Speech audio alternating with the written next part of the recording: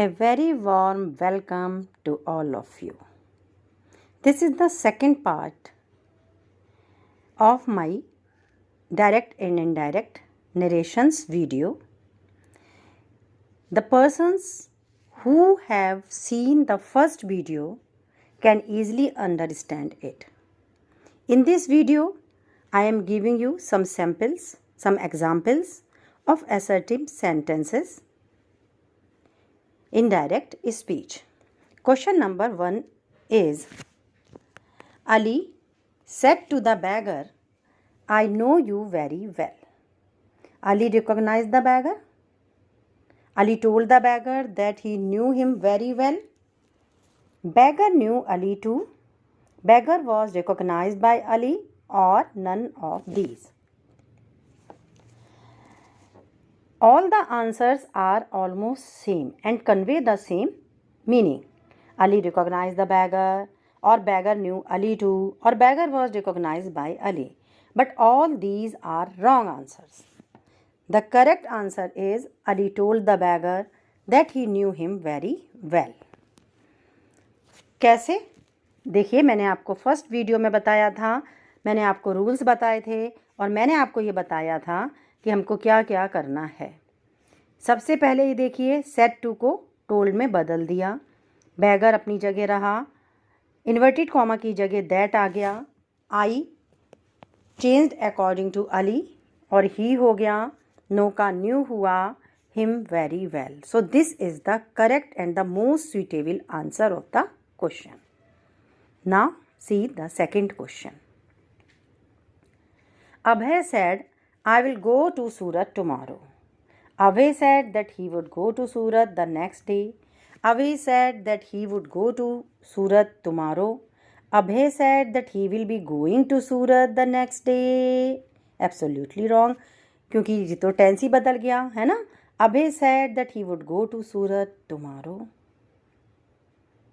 ये तो कुछ कुछ ठीक है, लेकिन जो करेक्ट आंसर है, the best alternative, that is Abhay said that he would go to Surat the next day. है ना, क्योंकि इसमें tomorrow भी चेंज किया गया है.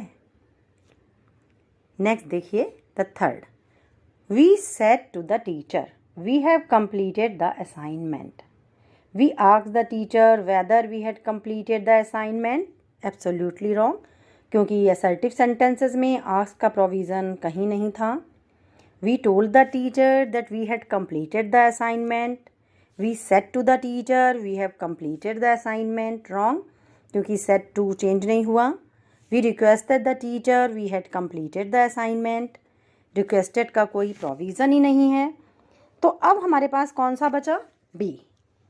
We told the teacher that we had completed the assignment. This is the correct answer.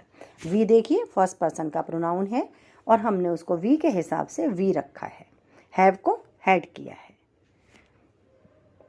Fourth देखिए, the teacher said water boils at 100 degree centigrade. The teacher said that water boiled at 100 degree centigrade. Absolutely wrong, क्योंकि water boils at 100 degree centigrade is a universal truth, है ना. तो ये boiled वाली बात यहाँ पे गलत हो गई.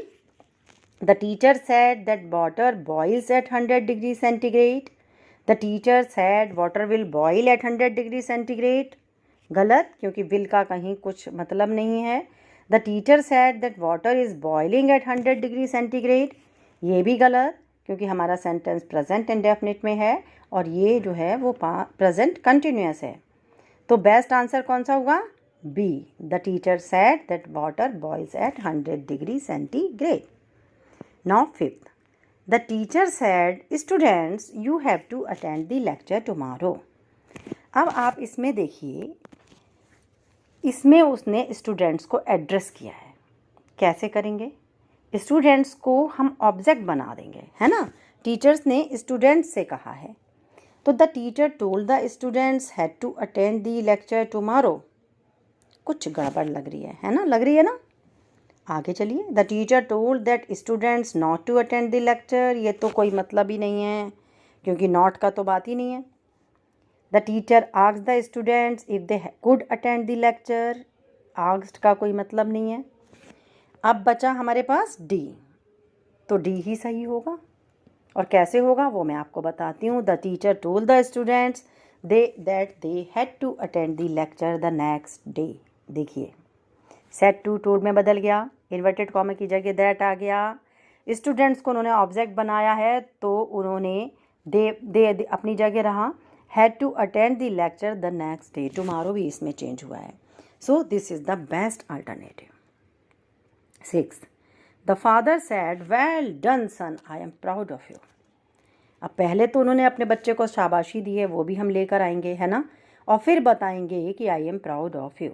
The father said his son had done well and that he was proud of him. Do you know it right sentence? No no. बात तो सही है कि फादर ने कहा कि उसके बेटे ने अच्छा किया है और उन्हें उस पर गर्व है। The father told his son that he was proud of him as he had done well, क्योंकि उसने बढ़िया काम किया है। बात तो सही कह रहे हैं लेकिन अच्छा नहीं लग रहा है ना। The father appreciated his son saying that he had done well and that he was proud of him.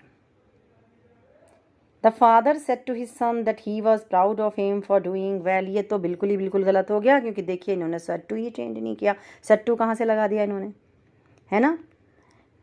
अब हमारे पास सी बचा और ये हम जानते हैं कि यही हमारा राइट एंड करेक्ट आंसर है।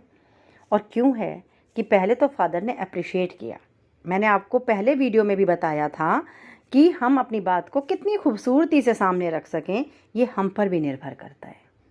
तो हमें सबसे पहले तो बेटे को उन्होंने अप्रिशिएट किया है, वेल डन, शाबाश। तो फादर अप्रिशिएटेड हिज सन, और क्या कहते हुए अप्रिशिएट किया है, तो सेइंग भी हमने लगाया और फिर दैट लगा के हम असर्टिव सेंटेंस लेकर गए, that he had done well. The father appreciated his son saying that he had done well and that he was proud of him, और उन्हें उस पर गर्व है। ये हमने सेंटेंस को एंड से जोड़ा है।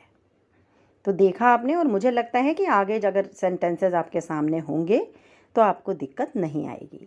So keep on watching my videos. It will help you to learn more and more about the fundamentals.